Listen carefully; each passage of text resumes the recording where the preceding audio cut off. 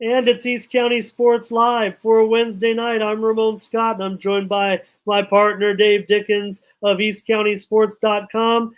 Dave, several teams have a bye this week, including some of the top teams in the East County, but I want to talk about some of those efforts that we saw last week. Just starting to get word now. It's taken the Grossmont Foothillers several days to add up the numbers. Just kidding, Dave. It was just a big performance. We're starting to get the information now. Grossmont set a CIF record with 817 yards in their victory over Mater Dei this past Friday night. 550 yards as a team passing, 267 yards rushing. Just a great performance out there by the Foothillers on that night. Just want to mention some of the names. Brody Schicker, 9 catches, 142 yards, 3 touchdowns. Robert Tucker, 6 catches, 123 yards. Devin Jackson, 5 catches, 127 yards. Shout out to those Foothiller quarterbacks. I'm going to mention Justin Brown, who came into the game in relief of the starter, and he threw for 95 yards and a touchdown. But Dave, I want you to talk about the starter for the Grossmont Foothillers, our man, Jamie Odom. There's no words to describe this young man, and I think that we were all waiting for him to really just start to break out and have the season of his career. You know, he came in as a sophomore, put up some pretty good numbers and won quite a few ball games. But last year, some offensive line issues, injury bug. They don't. Carlo and his staff don't like to utilize that as their Achilles heel. They like to focus on, you know what, we have to play better. And play better, that is an understatement. Jamie Odom, 5 touchdowns, 24 of 32 for 455 yards, no picks. And, I mean, that's 75% of his passes were completed. 75%. And this is high school football. I mean, he was back there having a cup of coffee and just dealing it out to whoever he needed. I mean, I think that this Grossmont team, who knows, it is early, but I'll tell you what, watch out Helix, watch out Steel, and watch out Granite. There could be 4 teams from the Hills this season. I don't think mathematically it's possible, Dave, but we still, who knows right now? And here's some other news that came out just this week involving those teams. I don't know if you want to mention Jamie's award this week. Can you give it to us? Yeah, and as a matter of fact, we also we handed out a few of them last night, but I'm going to be dropping them off personally. And just for you, Jamie, for your outstanding performance, if I can get a good look here, we are handing out these nice little East County Sport Players of the Week.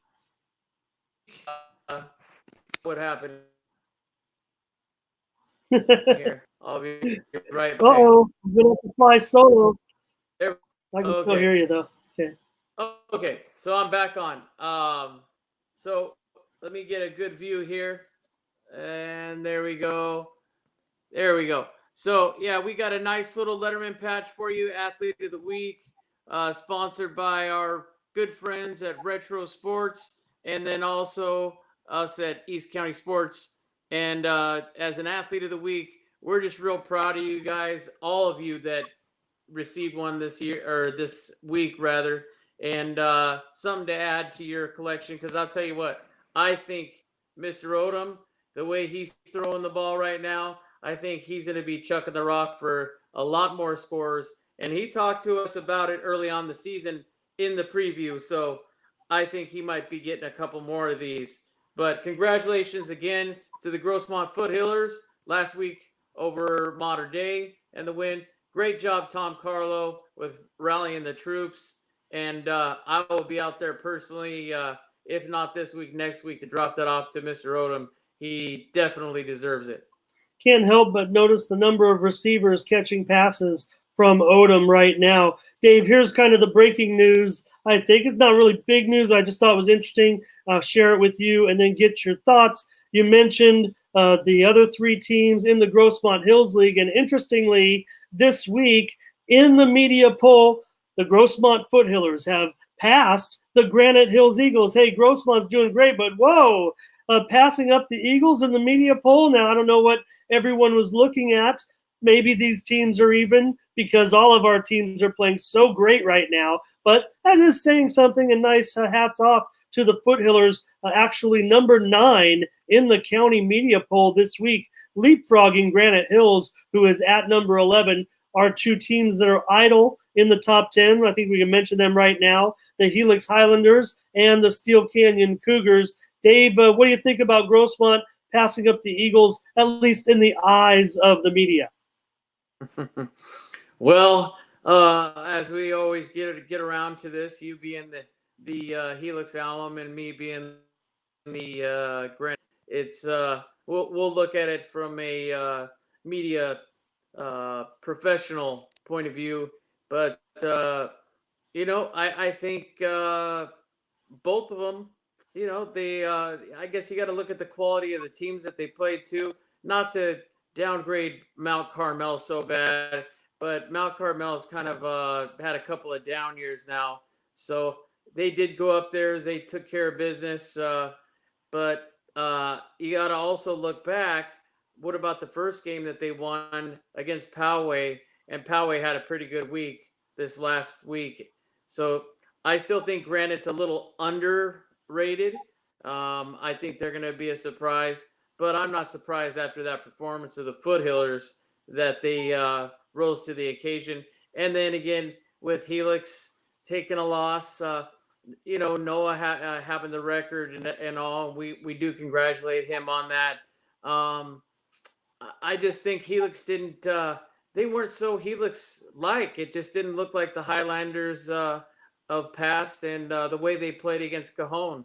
I think they I really don't have an answer for what happened out there, but I can see why Grossmont's ranked where they are, because they did put up not just offensively but defensively. They look like a solid football team. And we mentioned our teams with the bye this week, so I just thought it was interesting that Helix retained its spot at number 3 despite losing a game at home that they were expected to win. So I'm not sure if the voters just kind of gave the team from Harriman a pretty good club. And we talked to Chris Smith earlier in the week, and he said, watch out for Harriman coming in. But I was certainly expecting a victory by Helix, and I had to mark them down a little bit in the poll, despite the fact that, Harriman is a class program from the state of Utah. But Helix still ranked number 3. Steele ranked number 6. You mentioned El Elyon Noah. The senior broke the school record for career rushing yards last Friday against Harriman. He did have to break it twice after his gain helped him surpass the previous record set by Reggie Bush, the 11-year NFL veteran, but it was then negated by a loss on a subsequent carry. But nonetheless, he still got the record. Maybe less the fanfare. The game continued, and he scored 2 touchdowns in the game. He now has 5,102 career yards, ranking him 11th on the all-time section rushing list. The Scotties have that bye this week, but they're going to be underdogs in their next 3 games, which really they've got to win one of those games.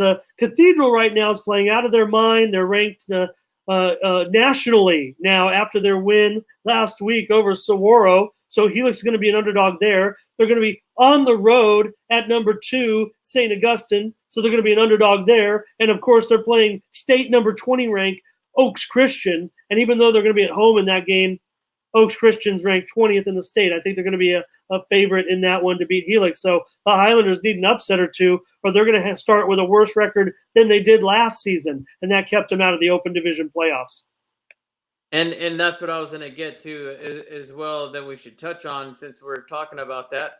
It's almost like deja vu, because what happened last season, we started off the same way. We started off a little slow. The only difference was Elyon Noah was he got injured early on in the season, so that did slow the Highlanders down a bit. I think that really what needs to happen is that quarterback situation. I think they need to solidify that. Not that they need to have one back there more than the other, but in my opinion, maybe give Brown a couple more snaps back there. A lot of people would probably say, well, he doesn't have the height, but he's quite an athlete and he's got the legs and he's impressed Coach Robbie Owens with his arm strength and his accuracy. So, and you want to give that break, of course, to Delshon because you don't want him running out of gas, especially when he's got to be out there as a defensive back on the defensive side of the ball. So, and again, you can't put it all on Noah. He is one of the best. It kind of reminds me of McClendon. They hand the rock to him that many times, but I think that eventually you have to open up some passing lanes. And Helix has the receivers, so I just think they need to mix it up a little bit. And when we talk to the Highlanders coach, Robbie Owens, and we were talking about schemes, and I think that they definitely probably went back to the drawing board, and you're going to see a whole new attack in these next few games. Yeah, Keontae Scott returned the opening kickoff for a touchdown. He's an exciting newcomer for Helix. And we'll cover the Highlanders next week. We'll also cover the Cougars next week. The Cougars did win over Madison, and that was a big, big win for them. And it leads us right into our games this week, Dave, because look who's going to take on Madison. It's the team, that shared the title with the Cougars. So we have a lot of parallels here to draw from when we match these teams up. Granite Hills and Madison. Junior Justice McComb was 18-24 passing for 240 yards and threw for 4 touchdowns to lead the Eagles to a 34-14 win over Mount Carmel last Friday. Dave, against the Sun Devils, senior Jacob Setterberg grabbed 7 passes for 98 yards and 2 scores. Matt Keeley, he had a pair of interceptions, giving him an East County leading 3 on the season. Granite Hills in the top 10. Absolutely. The top 10. They were in my top 10, brother. Hey, listen, I think that they're still, and I'm not being biased. I think that they're being given that days. I think this Granite Hills team is definitely been underestimated from the beginning of the season. We are early into the non-league play. I would still want to go back to that, though, that they did beat a good Poway team on their turf. And this kid they got back there, Justice McComb, they've been producing pretty decent quarterbacks, different style, but from Siegfried, the 3 years that they had him back there, and then you had Chris Ostring that went on to bigger and better things as well. And then Justice, watching both of them play, he just picked up where they left off. However, in my opinion, the way that McComb plays is a little different than how Ostring and Siegfried played. I don't think he's the guy that uses his legs as much. I think he's a more professional pocket passer. And because he has a pretty decent line, he's been able to connect and make more of those aerial acrobatic throws to those receivers. And we're talking about, like you said, Setterberg. And let's not forget about James Johnson. And, we also have that running back we got back there and kick returner specialist in Mr. Junie. Richard Junie Harris, sure. And they've been telling me, some of the other media people, that, watch out for McComb's ability to run. Maybe I've been selling him a bit short on that aspect of his game.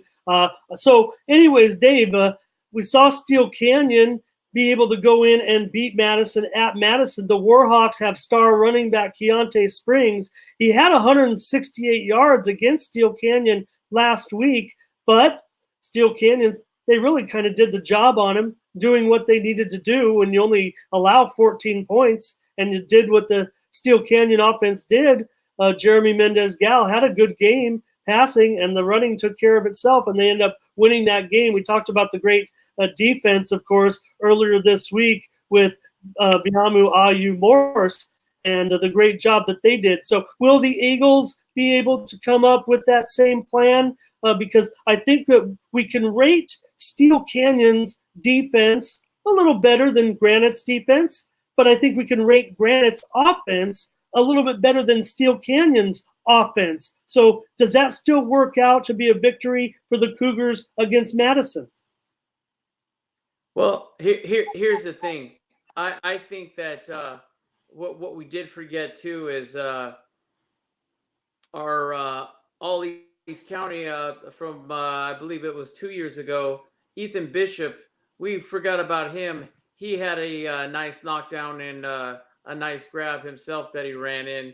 So and you tend to overlook. He's not the biggest guy, but he reminds me kind of of Billy Tellis. He really can read the. He has good field vision. He knows what to tell the guys what to look for as far as how the offense is setting up. Kind of like a sheriff of the defense. And then again, as I had mentioned at the beginning of the season, and Coach Longerbone did as well, and that's one of the best features that they have over there at Granite Hills is Kellen has always had that defense where they mix it up so many times. Almost every other play, they have a different look. How does that offense of Madison? How are they going to have to? They're going to have to work really hard to actually be able to score against these Eagles. I think the Eagles are definitely as a complete team, but especially because of the defense after watching Steele, I think the Eagles got this one. I think that they are going to go into Madison and they're going to win by at least a pair of touchdowns. A pair of touchdowns. Wow. I'll just compare the Eagles situation to when they played another top running back in the county and beat Poway and their back Josh Butler. And so I think that bodes well for their chances in this game. I picked Steel Canyon. I picked Madison to beat Steel Canyon last week, so not making that mistake again. I'm going with the East County Granite Hills to win on the road. All right.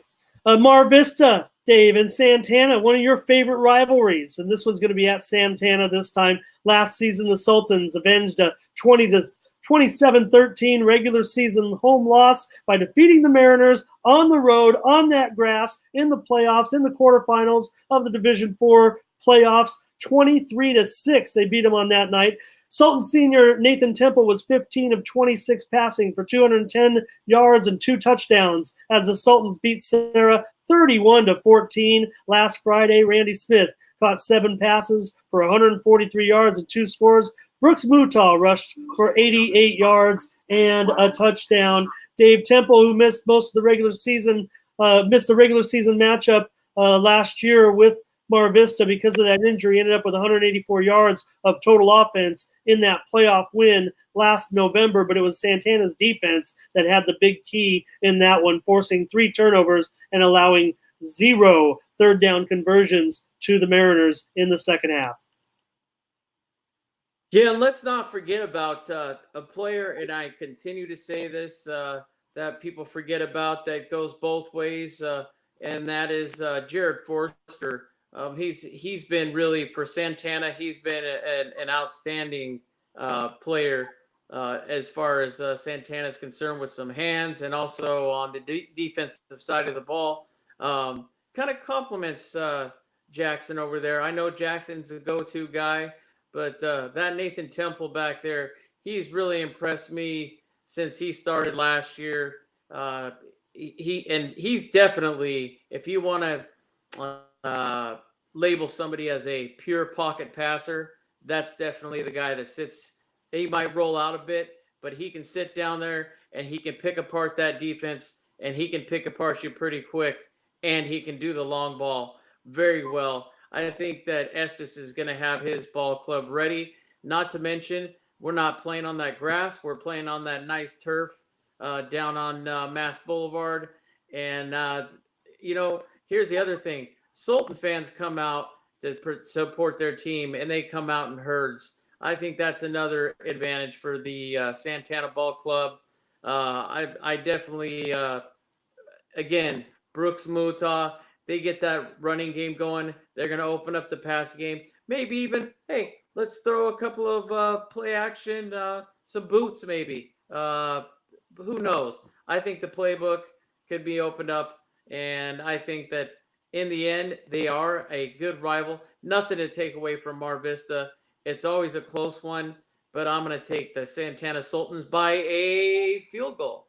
Yeah, it kind of sounds like what you're saying is the fact that these teams, I think Santana's kind of distanced themselves from Mar Vista right now. I've got them by, I think, a much, much bigger margin than that, but maybe a good game. How about Drew Temple with that pick six last week? That ball came right to him, and he went right in for that short touchdown for the Sultans.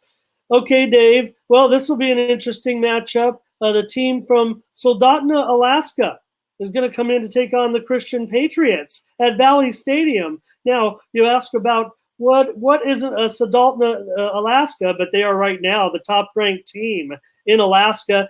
Perennially, they're the number 2 team out of Alaska, but right now they are sitting number 1. They haven't won the state title in several years, but they are a multi-time state champion. The Patriots went all the way up to Contra Costa County last week to pick up a win over De Anza, and now they're coming all the way home to host a team from Alaska.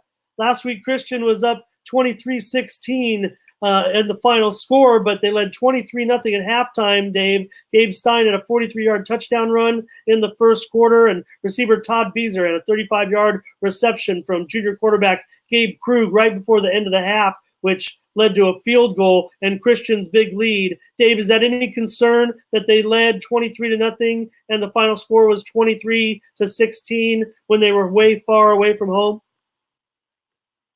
No, I don't think so. I think I agree with a quote that was given by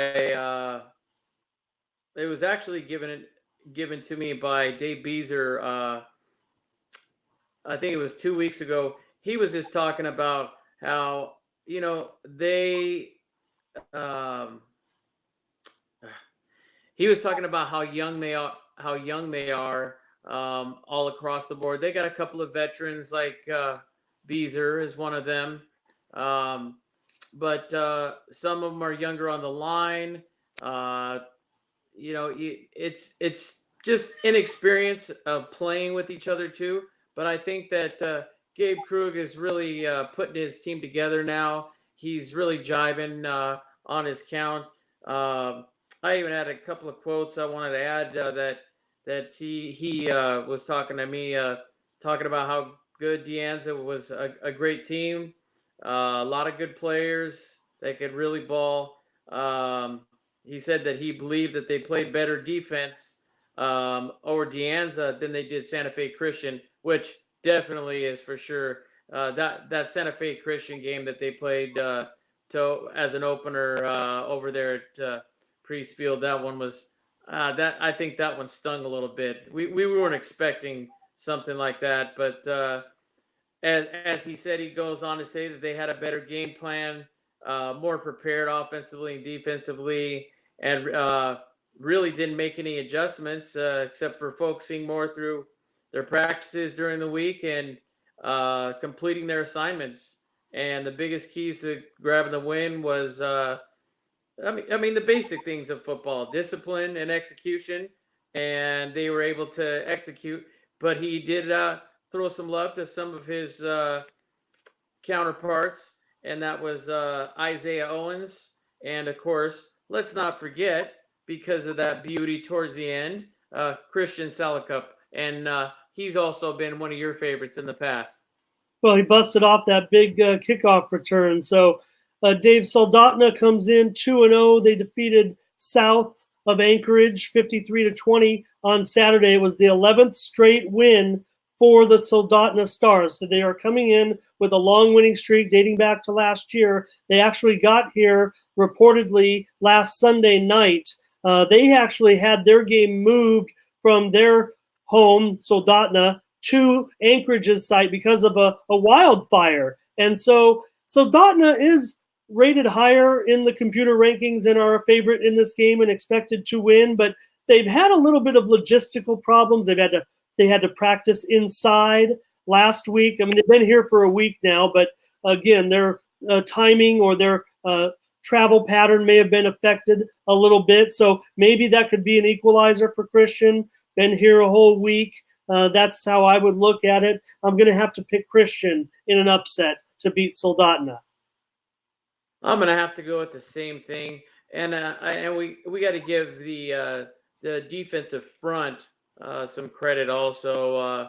The defensive tackles in particular, I think that that's going to be one of the keys is and then a good pass rush from those linebackers, and I wouldn't be surprised if they have a couple of safety blitzes up their sleeve, but honestly, I think that. Now, from what I saw, I wasn't actually at the game, but the highlights that I saw, I think that this Christian team is really in sync, especially offensively. And I think that this Gabe Krug kid, he really is going to be the future of the Patriots, not only this year, but next year. Who knows? Not going to go out to quite out to a Brad Jeremiah type yet, but I definitely think he is improving every game. And we're very fortunate to have him over there as a Patriot. And let's give credit where credit's due too. You know, the big tall receiver out there in Todd Beezer. Boy, he's got some hands. He's got some size. Doesn't he somewhat remind you, because he is a bigger kid out there? He kind of reminds you of a Gronk out there. He's a big target. He can hit him pretty much anywhere on the field, especially in the end zone. And typically he's going to be money. So let's give a lot of credit to Todd Beezer this week as well.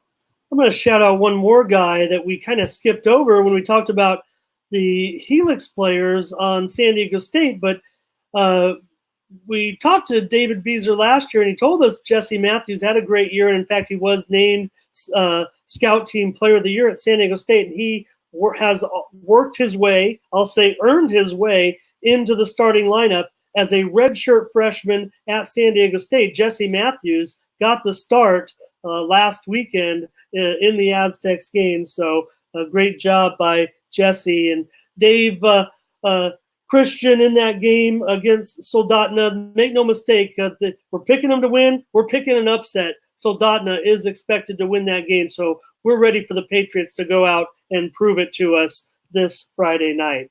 All right. Yeah. Dave, and I want to touch on one more thing real quick, Ramon, that I found very interesting that we found out today, actually, going out there and doing a nice little interview with Coach Ed Carberry, but finding out that our good friend from the Christian Patriots, Bradley Jeremiah, is part of the staff out there now. And I just thought that was interesting that he ended up as a Jaguar, and we are definitely looking forward to him hopefully taking some snaps and really helping the Jaguars in their season, like he did an amazing job as a Patriot. Yeah, Coach Carberry has a couple of quarterbacks lined up. He thinks he knows who he's going with, but Brad could certainly be in the mix after those first two guys. We know that he got everybody into the games last year. So, Dave, surely no other team in the county has a bigger look-ahead situation in this entire season than the undefeated El Cajon Valley Braves will have this Friday night as they prepare for a visit from the Coronado Islanders at Priest Field. Dave, last season, the Coronado Islanders suffocated our El Cajon Valley Braves 76-0, even tacking on a pair of touchdowns in the fourth quarter. Now, although the game was sure to be scheduled again this season as the conclusion of a 2-year home and home, the Braves players made sure to tell Coach Osborne not to drop the Islanders from the schedule. Nick Osborne, he kind of joke was on the players. They had to play him anyways, but the players made it a point to go talk to Coach and said, do not drop these guys from the schedule. We want another shot at the Islanders. Dave, could this be, I don't know, we'd have to check your dad's file cabinets, this would have to be the biggest one-year turnaround for a result, turning around a 76-0 loss into a victory against Coronado this Friday night. Yeah, it definitely would. And, I think this would be, he would say himself as being the fearless forecaster that he was. But, a lot of times, as you know, he would pick against a team that he thought would win just to get the other team fired up, and did it often.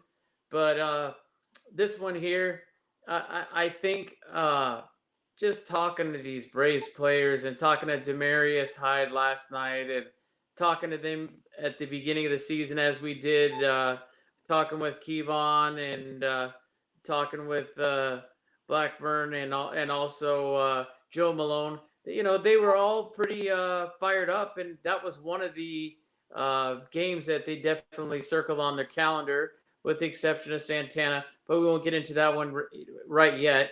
But how great would that be for the El Cajon Valley Braves to win this one and start off at 3-0 after two seasons without a win? I think go ahead. I think that it is a very good possibility.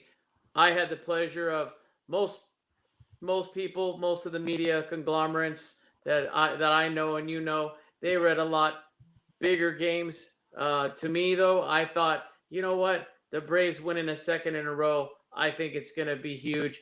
They are going to win. Talked to their principal, Kim. She was even fired up. She said, I think that this is really the season for our squad, and that El Cajon's going to be back on the map. So you even have the principal on top of it, AD Ryan Trammell. They were all excited out there, and just the energy that they brought against. I'm not going to say that they didn't play well and I'm referring to Hoover. They didn't. I mean, talk about a wacky finish. I mean, with 2 minutes left, I mean, it's 20-13. El Cajon thinks they got it in the bag and chalking it up for another win. Next thing you know, there's a 70-yard pass completed, and they're down in the end zone, touchdown, and then go for the 2-point conversion. Luckily enough for the El Cajon defense, they batted away, and then, oh no, we're not done yet. El Cajon misses a field goal to try and walk off, and then last but not least, let's try, as Hoover did, an onside kick. Why not? Maybe we can win it now.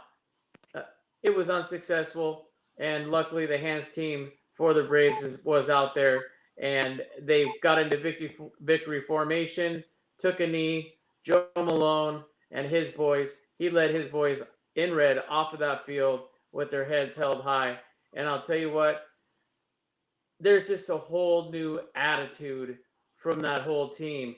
They get in the red zone, they are determined to score, and they do score. Something that was lacking the last time that they played these Coronado Islanders. It is a tall order. I'd love to pick the Braves, and I'd love to pick the upset.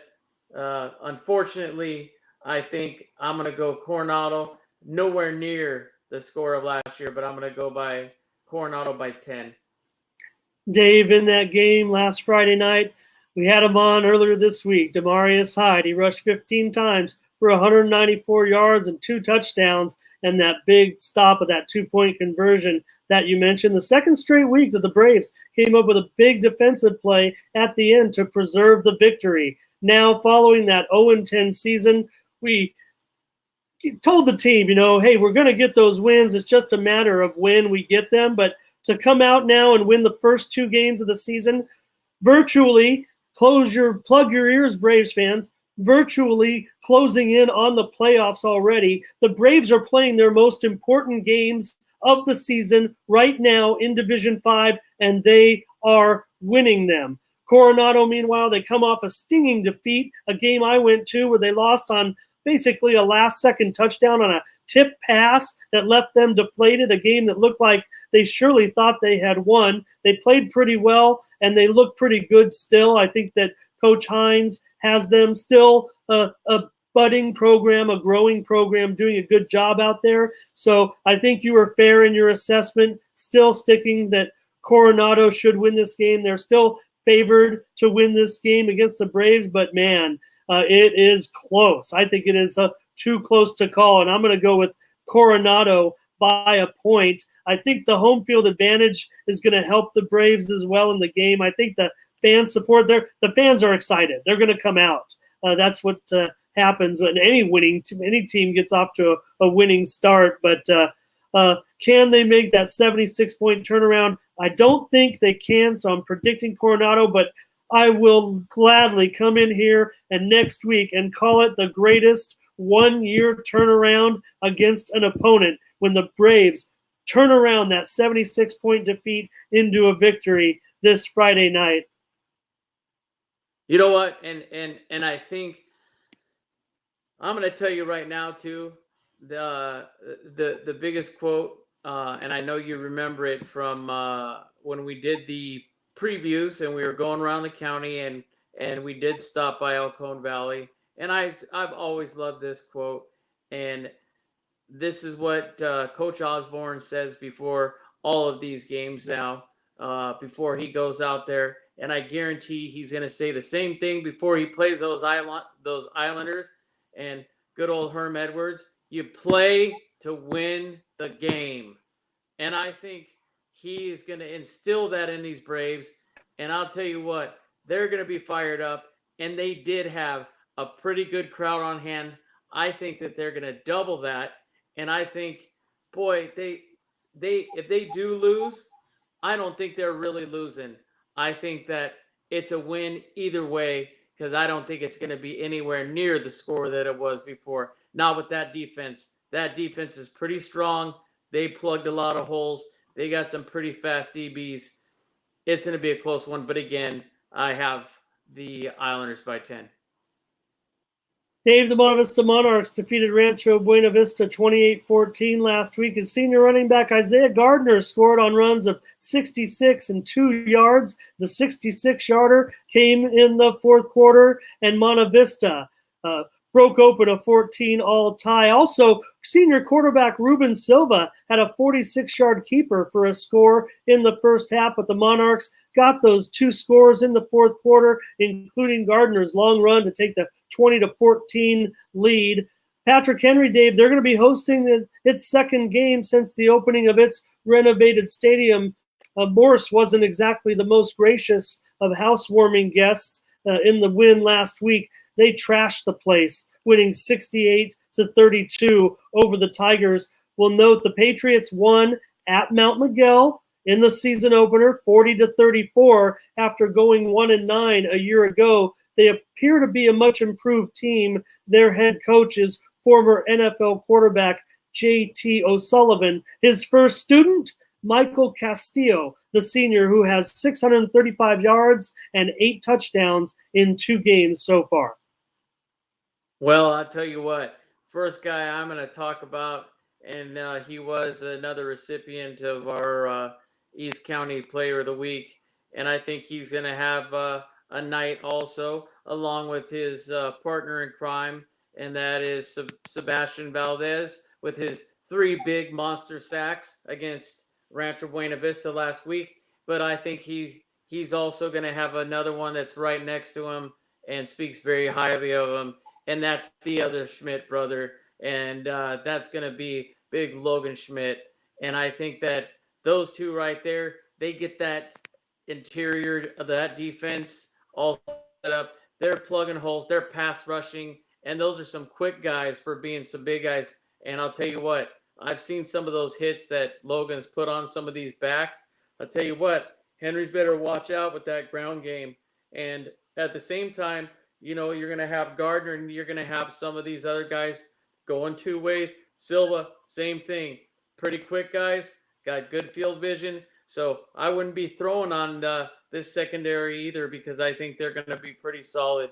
And then we also know that the philosophy has changed a little bit We don't have McClendon over there at Monte Vista any longer, but we do have some of the returning linemen, as we talked with Jared and Rob and a few others.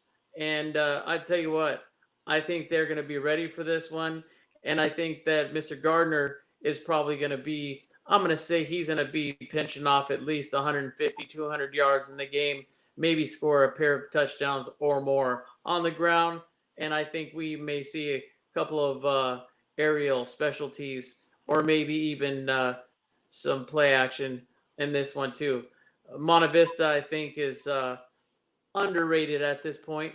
I think that they still are the favorite in the league, personally. Well, Monte Vista is favored to win this game, but I think Patrick Henry's rapid progress and their new home digs is kind of making this game a little bit closer, maybe than people are anticipating. But the Monarchs can't lose this game; they must win. They're expected to win, and I'm picking the Monarchs by a couple of touchdowns. Yeah, I'm definitely going to take the Monarchs. Like I said, at least 2 touchdowns or more, and you go back there just to rewind real quick. You go back to their first game and that game against Lincoln. We all knew what the possibility was going to be, but Coach Hamamoto was very impressed with his kids, though, that they did keep it. I believe it was either 12 or I think it was 12-7 at the half. So to play a solid, how many D1 players are on that Lincoln team? Even some Helix transfers. So that team was stacked. So much speed. They're going to definitely be in state championship more than likely. So for the Monarchs to play them solid for 2 quarters, I think that Monte Vista is still the team to beat, and I think they will definitely have Henry in hand. Dave, in what turned out to be a real barn burner last Friday night in Lakeside, the Hilltop Lancers and defensive coordinator Ron Berner defeated the Vaqueros as son got the best of dad, Ron Berner, kinda, because El Capitan scored 41 points. Ron Berner scored 41 points against his boys' unit, but still lost by 6, 47-41. Vaqueros senior Wick Hauser passed for 280 yards and 4 touchdowns, and Kalen Lavallee, the junior, 3 touchdowns and over 100 yards receiving for El Cap. Senior Donnie Green had a touchdown running and 1 receiving to finish with 166 yards of total offense, but a total track meet out there, Dave. And Hilltop came into Lakeside and upset El Capitan 47-41. Well, I got to tell you, as you know, I didn't speak with Coach Berner himself. Gave him a little break on that one since it was a family game, and maybe they had a nice dinner at Nicolosi's, I'm assuming, after the game. So I called on our good friend, assistant coach, Sean McDade, and he said it was a back and forth game, track meet, like you said, and it was just it was the little things that lost him that game, and but he was real proud of the players on both sides of the ball. Same thing, I'm sure it would be echoed by Ron Berner, but I think this one stung a little bit after losing that one against Mater Dei the week before. I think that this week El Cap's got their hands full again. You know what? El Cap never gets an easy schedule. I agree with Ron Berner 100%. They play some of the top talent every single year in the non-league, and then they go and they play in the hills too. And so they got talented teams that they play every single game. There's not one game that they circle on the calendar and say, oh, we're going to win that one by 20. So really, this team, don't get me wrong. Look at Wick Hauser. He kind of reminds me of if we looked at the old NFL number 13, Dan Marino. He's throwing for all these yards. He's throwing touchdown passes. He looks fantastic behind center. But he's not getting the wins, unfortunately, and he's just coming up just a little bit short, like in this last game. But I think he's going to have his hands full with the Cabers. The Cabers are a pretty good squad, pretty quick, and I think there's going to have to be a real good balance in order to defend or to defeat the San Diego Cabers, and the defense is going to have to be plugging those holes. Yeah, the Cavers have moved up to 10th in the county power rankings. I talked to head coach Charles James this week in preparation for this game, and he's selling his team as a total youthful team. They lost 22 players off that state championship team from last year. He says, really, we're just a very, very good JV team at this point. So maybe that gives El Cap a chance to maybe trade some points, try to stay in this game. It's still a great, great program right now at San Diego. They only have 27 players this year, but they still have Mo Jackson, who rushed for 212 yards in San Diego's 40-0 home opening win versus Crawford 2 weeks ago. San Diego had the bye last week. So right now, San Diego, they're ranked number 1 in Division III, and El Cap, they're going to need to start to pick up a win or two somewhere to try to get up in the Division III playoff picture, because right now they're sitting down near 12th or so, and they're going to have to, win some games they're expected to win and don't get any upsets. If they could pull off an upset somewhere, that would be outstanding. This game will be closer than that 40-0 game that San Diego beat Crawford last week, but an El Cap win would be a major upset. I've certainly got the Cavers this week winning the game. Dave, you mentioned maybe the Burner family going to Nicolosi's. I can't tell you, before the game against Hilltop, the El Capitan Vaqueros dined on pepperoni pizza and Sicilian mac and cheese and still did not get that victory. So I'm really wondering what the problem is. That is definitely correct, because and just a real quick story for our viewers, because I remember having some of the best Sicilian macaroni and cheese myself, sitting down with yourself and former SID and fantastic writer Tom Sachs at that very Nicolosi's, and boy, that mac and cheese, they didn't get it done with eating that. That stuff is probably the best mac and cheese I've ever had, and I'm not joking either. Definitely was good stuff, but unfortunately, it is a must-win for El Cap, and I think they need this one just to get back on track. If we recall last year too, about this time, they did pick up a win, and they almost squeaked into a higher seed, but they definitely need this one. Unfortunately, I got the Cavers by 7. Fair enough. Dave, Santa Fe is going to play West Hills. These two teams played last year. The Wolfpack went into last week's home game against Valhalla with just 23 suited varsity players that may have affected them in the end on the scoreboard. The Wolfpack took a 7-0 lead early in that game on a 3-yard touchdown run by Jake Mayhew midway through the first quarter, and were ahead of the Norsemen 14-7 at halftime. West Hills senior Cole Klingerman finished with 6 catches for 72 yards, while twin brother Kip intercepted a pass in the contest, but Valhalla scored 17 unanswered points to win 24-14, Dave. Santa Fe, a Southern Section team, fell to the Wolfpack last year in Santee, I believe it was 37-14. It might have been on the road now that I think about it, but they've lost 12 of their last 13 games, so the Wolfpack expected to win this one. Well, and I want to tell you, referring to last week's game, I really like what Coach Ash had to say. He was very enthused about how Baker played. His quote was, and you can agree with this, Baker's most excellent quality is his vision. He's able to see some creases most runners cannot. He was really pleased with the toughness and effort of his team.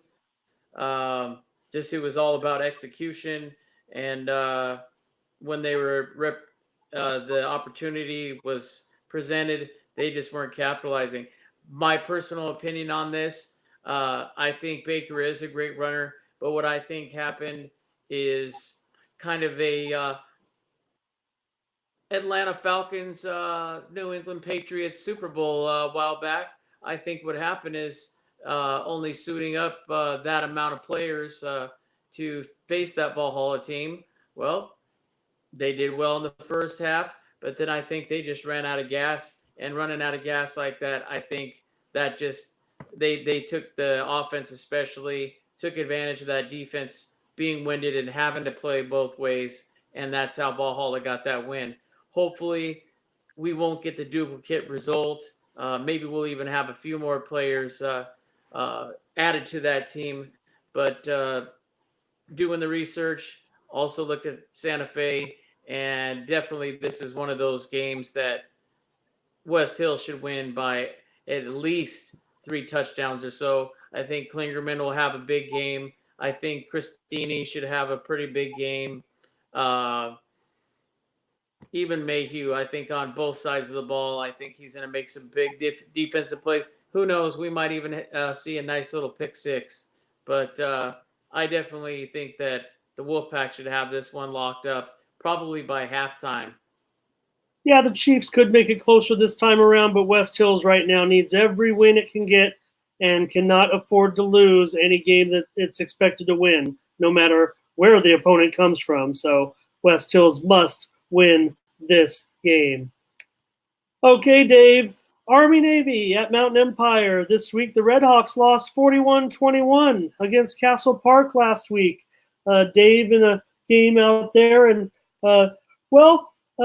I think for Mountain Empire, they maybe just don't have those players that they've had in the last couple of years, but maybe now that we're moving into a game like this, that they could possibly stay competitive in this one. I think they should win this game against Army-Navy, probably by a couple of touchdowns. Want to just note that in the game last week, Marcus Smith had over 100 yards receiving and 2 touchdowns, and Dakota Daniels amassed over 100 yards receiving and also scored a touchdown for Mountain Empire. The Redhawks' final score came with 7 minutes left in the game on a touchdown pass. So they did do pretty well against Castle Park, but took the loss last week. Yeah, they weren't really sure who they were going to go with at first. Jericho was looking like he was going to be the guy. They wanted to utilize him more as a running back. I think he's more and more each week. He's looking like he's going to be the quarterback for the Redhawks. We lost a lot of players even on the defense. I mean, losing Big Cam back there. I mean, that guy was a beast, an absolute beast. And from talking to some of the defensive players during the camps, same thing. They were talking about how they do have some big guys, some fast guys, but this team's really just it's like starting from scratch. Coach Van had that team before that won the Division 5 championship. Okay, he had those same players for 4 years. So I mean, if you look at it that way, I mean, it's just a real youthful team. But again, they beat Army-Navy last year, and I think they could probably duplicate the same thing. But not really too sure on which way these guys are going yet. It's a little early, but you never know. I think they got a great coach out there in Coach Van, and I think that he'll develop these kids into, if not this year, next year they'll be back and back on top.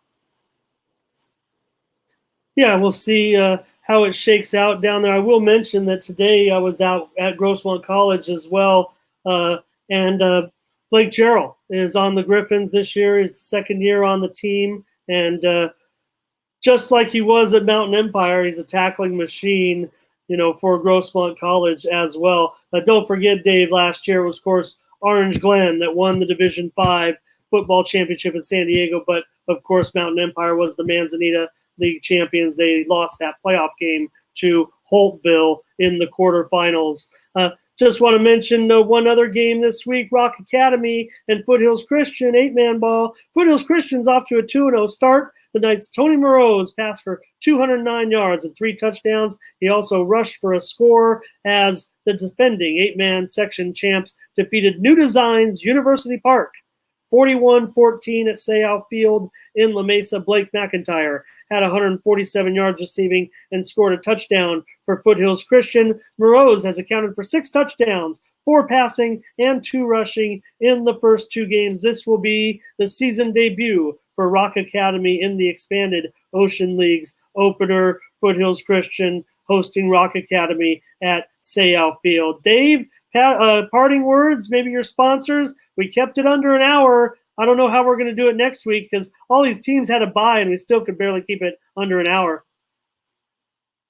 Yeah, there's several of our sponsors, and they've done a tremendous job. We've talked about them, especially a lot as of late, but our good friends out there at Retro Sports out there in La Mesa, always good for all your uniform needs. We also have AGC Construction, got quite a few projects going. Great builders out of Alpine. And then we also have our Macareos over there off of 2nd Street. You go over there and see Villani. He'll take care of you. Probably some of the best pizza in town. Not to knock our other sponsor, because he's also got some of the best Italian. Like I said, the Sicilian mac and cheese. You got out there and try it out. Coach already had his own commercial in the middle of the show. Exactly.